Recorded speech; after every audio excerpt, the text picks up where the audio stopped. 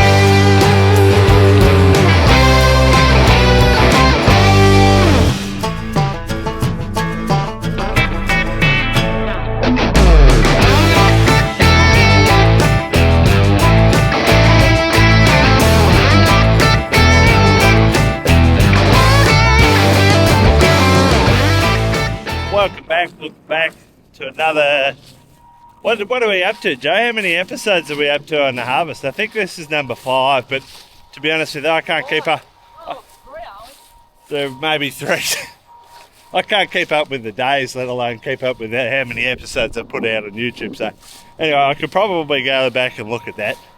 But I wanted to speak about something. As you see, I got my Hutchin and Pierce hat on today because we're going to have a look at something they've done for us on this new X9 I got rocking here.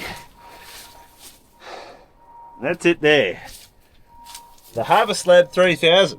So, those who don't know what a HarvestLab is, I'll run through. So this is a protein analyzer and moisture analyzer, plus it also checks oil and starch in the grain. So basically, it's very similar to an Infratech, just like you'd have at a Grain Corp site or something like that. The only difference is it's on the header and it maps everything as you go. So this is clean grain elevator here. This is a delivery side. Comes up to this pipe up here and then down into the protein analyzer. It's got a light very similar to an Infratech in here, and it's just got a little cog that feeds it back into the return side of the elevator, the clean grain elevator here. So essentially it's taking a reading of moisture and protein every once a second, and it shows it up on the screen. I'll show you that a little bit later on. I'll show you in action. There's almost not that much to them, I would say. When you actually go and you just get a reading, you get an average for the paddock of the protein and the starch and oil, and also an accurate moisture. So this one's obviously got a moisture meter here as well. I think it's in this one on this particular machine.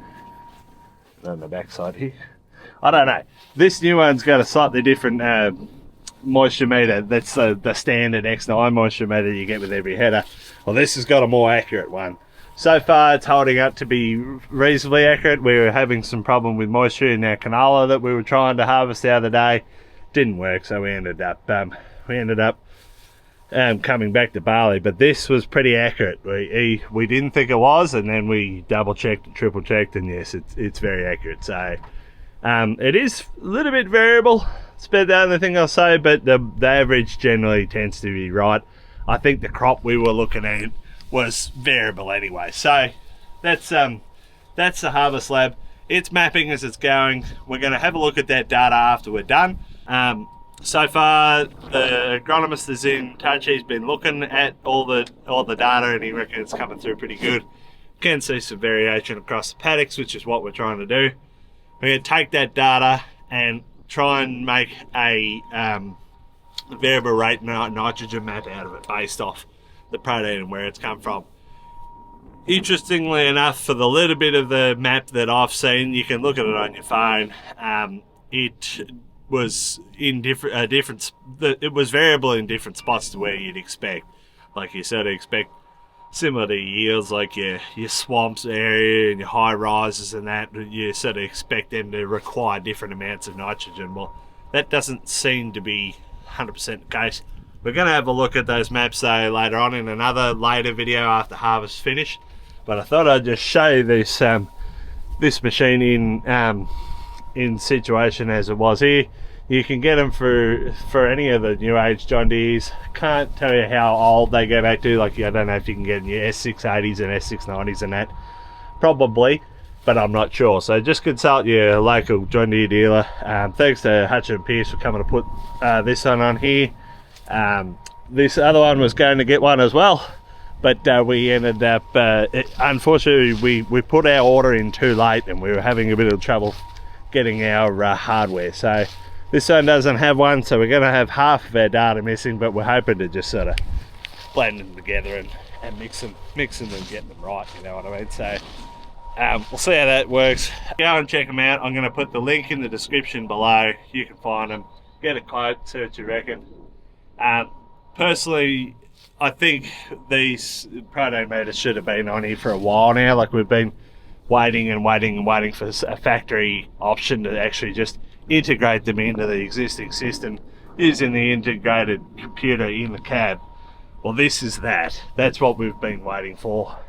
Very excited to use it, very excited to see the data, and yeah, we'll continue on with it. I'll show you inside the cab once we're done with that. Yeah, as I said, not much in the cab to see, but yeah, we'll keep an eye on it and go from there.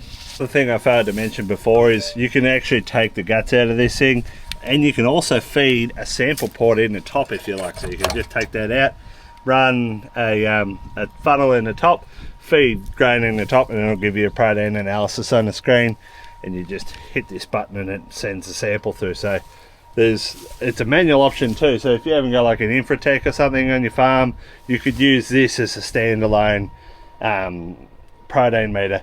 The other thing I'll say is you can actually get a kit to sit this on a tabletop and actually be used just like an Infratech in a weighbridge, in a sample hut, wherever you want it.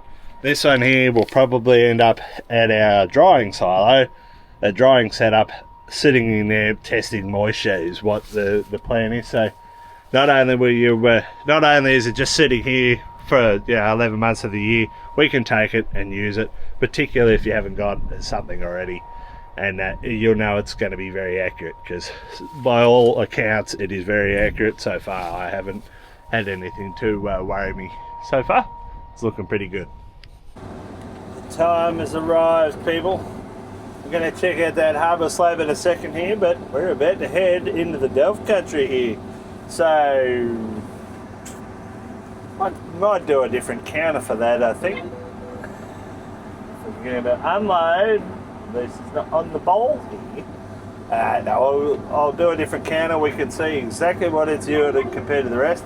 I've done one run over there in it already, and it looks pretty good. So that being said, this side of the paddock has been pretty good. There's been plenty of 6 to 7 tonne. So I'm going to just reset my counter here so we can get an accurate figure on exactly how good it really is. And maybe, well, we'll be able to see the protein on the map anyway, but we'll have a look at the protein headed across it with the HarvestLab. We'll see what the difference is. By all accounts, it should be. The sample we did was malt, unbelievably. The only malt we've seen all year.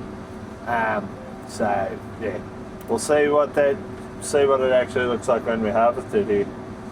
But this is the start of the Delft country. For those who've been following along the YouTube channel from the start, video number 2 was us delving this country. So here we are. It's only a corner piece. There's probably 50 hectares here, I suppose. Couldn't tell you the exact figure. We did some over there already behind us. It didn't seem to do overly that much exciting stuff, but we'll see what this does. looking at it straight away, as soon as I've ripped in here, you can see the straw is a lot thicker. It's a lot more like wheat straw. So, and immediately the yield has spiked somewhat. It's floating around the 7s already, so it will be very interesting to see what this particular piece does. So she's fairly variable. I would say it's the majority of it's been 6 to 7 tonne. I just saw it flash up to 8 there a second ago. There we go, 8.1. So delve stuff's certainly proving difficult. Proving beneficial. You can see in the crop, see those lines there. They're like old. I think they're actually sowing runs. Those particular ones. You can see, because we delved it and it sort of, the stuff was soft, anything sort of sunk into it has affected its establishment a bit. That you could just see the establishment out here wasn't quite as good as the rest of the paddock. But you expect that because it was so soft. Like, it's been ripped or made it deep. Like, what do you expect? You're going to get a bit of loss there. But 8.4 tonne at the minute. I'm doing 71, 72 tonne per hour. And thanks to Bushels Plus, well, it's just spiked up there on me, but it's around that 1.3 is what we're looking for on our loss meter. But yeah, it's certainly proving to be quite good. Having a look, we're going to have a look at the HarvestLab. So the HarvestLab here is just for the paddock, but at the moment the protein's looking at about 9s to 10s there. Paddock average is 10.4, and moisture there at the bottom. So that's actually what you see on the for the HarvestLab. So you can see the yield here is well, it's certainly up there. 9 to 10 in patches here. I am going reasonably slow though, so that may not be quite accurate. Most of the time, I think it's a bit of a fallacy that needs to be addressed. That people think the slower you go, if you watch your yield bump up when you're going real slow, that you're actually losing it out the back. You'll watch it bump up 500 kilos and think you're chucking 500 kilos at the back. It's not how it works. It's the density of the product hitting the mass flow sensor changes depending on how quickly or how slowly you are. So if you suddenly doing it at speed that's way lower than what you're used to, it tends to register high. That's why in most case headers you have to do 3 calibrations in the wizard. There's a wizard in there. 3 calibrations at different speeds so that it has a more accurate yield calibration. I think that's why a lot of the time I find the cases were inaccurate, because you're just highly variable in speed all the time. With this particular system, with the active yield, as I mentioned in one of the previous videos, it's reasonably accurate because it's always taking a sample at different speeds all the time, and it's registering different things. It just calibrates the mass flow sensor so much better. So come back down to 7 to, what are we, 7 tonne there. Everything's looking really good. I thought I'll just go through the HarvestLab here. So this is what you get from the HarvestLab. It's 9.4, 10.5. That's the instant protein at the top. XP equals protein, and field average is 10.4. So that's including everything in here. So not too bad. And then you've got your, I'm pretty sure that's all of the Neo. And then the moisture here, it's got a bit of a correction of plus 0.4%. Got that pretty right pretty early on, and it's going pretty good. But that's basically all you see. It's a readout of what the HarvestLab is reading all the time with an average. All you really got to do is just try and match your average, because I've got all the averages in AgriChain, our tonnage calculator and storage sort of software you call it. It's I could actually see what the silo average is and just try to match the field average to what the silo average was. It's within 0.1 to 0.2%. I'm not saying it's perfect, but it's very, very difficult to get an accurate reading. But most of the time it's reading about 0.1 to 0.2% high, I think. I could probably bring that correction of plus 0.4 0.4% back to plus 0.2%, and I reckon that'd be pretty accurate. In fact, I might do that right now. So we're in the guts of the Delve stuff here, and just ahead of us there is an on-Delve stuff, so this would be as good a run to test it as anything. So far, let's have a look at our counter. Average of 6.5 tonne to the hectare just there. That's what the Delve stuff's doing, so yeah. It's going to be a little bit difficult when I turn around here, but anyway, well, that's what it's doing so far, is 6.5 tonne. See what the average sort of looks like when we get out of it. So you can see that's actually the Delve piece there. Unbelievably on Apple Maps it shows exactly where the Delve stuff was. Just coming out of it now, and so we'll have a bit of a look, see what it's going to do. It's doing about 5 there, 5 to 6. Just see what happens. I don't think I will reset that counter. I'll just let it go, and I'll just have a look what's going on. So yeah, just looking at it, it's sort of back. I've done my run up and back here. My average got a little bit stuffed up because I had to go around some trees down there, but I'm gonna say it's about a tonne better. Just looking at what it's doing as we're going along here. 7.8, 7.6, it's been up into the 8s along here. This is the Delve stuff. I've even said the 9 and 10s along here, so I'd say the Delve stuff is at least a tonne better. Somewhere between half a tonne and a tonne better, I think. It's still a handy crop once you get past the end of the Delve stuff, so you get a bit of a false sense. You go, oh, it's not that good, but then you sort of get looking at it and it's just peaking at 7, high 7s, which is good. Like, I'm not complaining, but this Delve stuff's clearly better by a little bit, by some margin. Worth the expenditure and putting the money to go and get it done anyway, for sure. So it's a big plus for the Delve stuff. It's going to be a huge win, I think. Just ripping over for it anyway. Gone fully. Right, better get back into it. She's coming. So she's another a ripping Riverina sunset. Well done. Well done, son. Well done. We'll get the load off. Oh, we got a change of scenery here. Jumped in old Black Betty here and catching a couple of loads. Well, this is Joe's header, but I got a lease in my header. Just giving her a bit of a go in the open here again with the big front on. Let her get acclimatised to it again. She did some with this other X9 last year, so she's got a bit of an idea how it works. And I think she's enjoying the massage seat so far. He's done. Here's the other one. He's not going to need me for a little while though. I'll just park up in the middle here.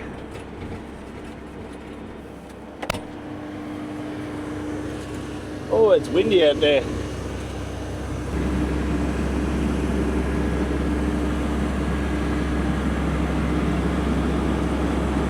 So exotic, so cool. Oh, that's going to be nasty. Very, very nasty. Ah! That was close. Woo-wee!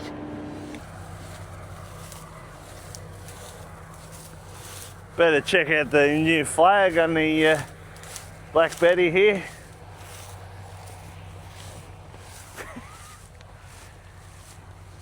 That's right, if you ain't first, you're last.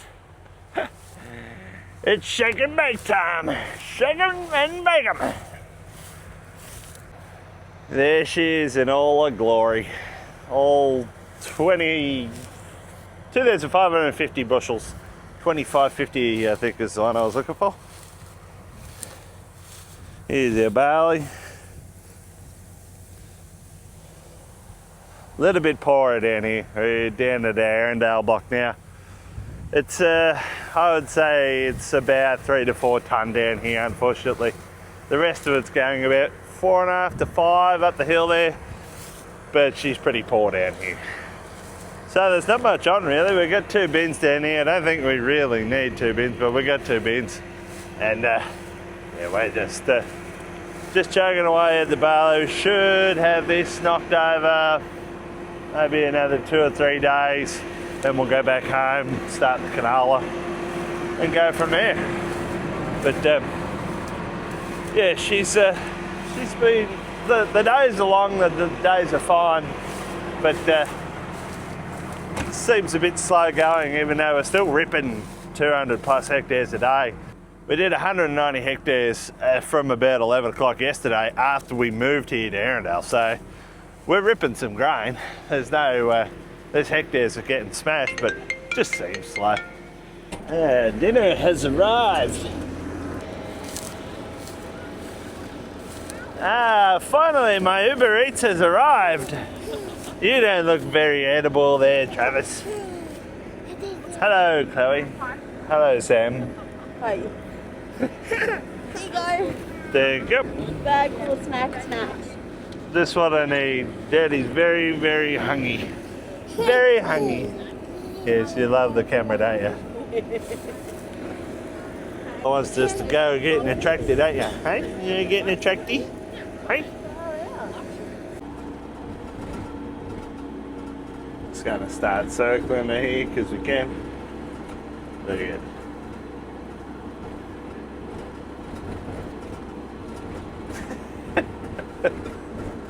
It did take her least long. She's already into her food even while we're unloading. I was going to have a little bit more patience than that. And up and back and up and back. Same thing, just different machine.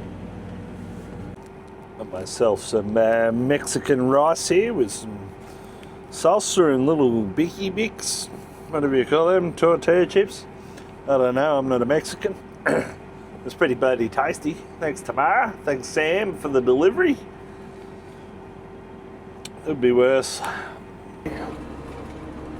Come on, put it out there, boy. Wang your donger out. I'm ready. I'm ready for you.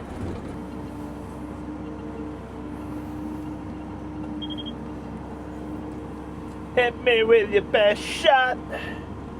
Fire away. Alright, enough singing. Apparently Elise is enjoying her X9 with its fancy cool lights and its awesome sound system. And I'm up here, well, I'm enjoying the bin, so it's fair trade really. Alright, looks like we're nearly got a bin full. We're up to 40 tonne. We're going to, I think that's about 55 of this light. Well, barley, unless you're really cramming it inside, you can get to about 60. But we're going to go and unload, and then we'll see you all on the next one. Like, share, subscribe, hype, buddy. See you on Sunday for the... I'll see you tonight. If this one will drop on Sunday, I'll see you tonight for a live from the header, provided that I'm actually in the header or a chase bin or something. If it's rained, you're on your own. See ya. Bye.